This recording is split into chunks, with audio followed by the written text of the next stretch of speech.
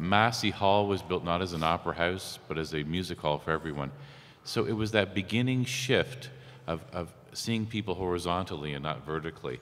It's perhaps not seeing that notion of NIMBY, not in my backyard.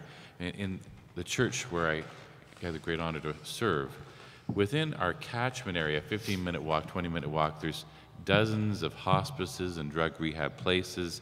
There's the Salvation Army, there's our own church, there's the Young Street Mission, there's public and private service sectors offering transformation and change.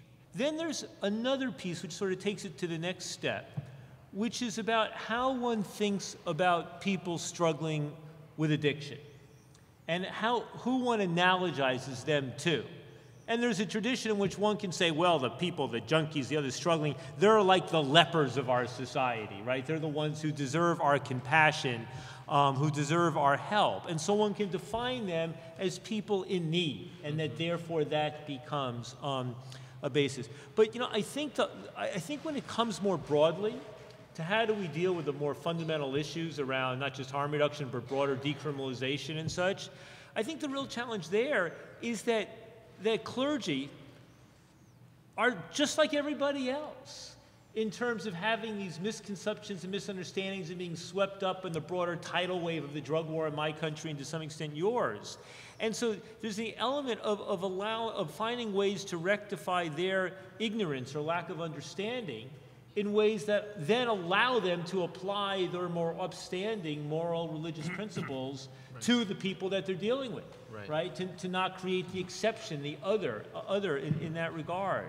And we as a society have been sort of held hostage by certain elites that have constructed international drug treaties and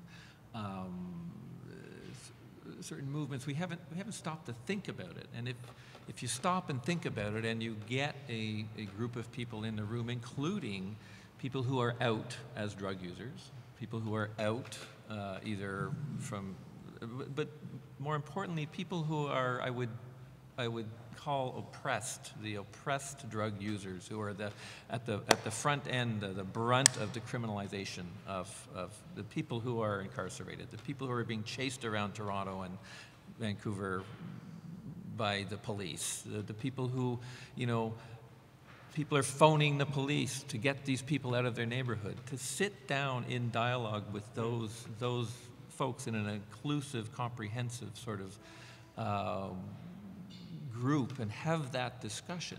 It doesn't take long for people to begin to get it, that we're all part of this, we're part of the problem. We are the enemy. There's not another enemy out there. Drugs aren't the enemy. Drugs are like, a war on glasses, a war on postcards. Drugs are just drugs, substances. It's a war on people. So, but we are the enemy. Those people are us, and you see that, and that's what transforms some people when their family member, their children, their wife, their uncle becomes severely involved with addiction, or they die, or of an overdose. So that's where I would go in terms of the moving. Part of the framing is acceptance of the other, acceptance of each other.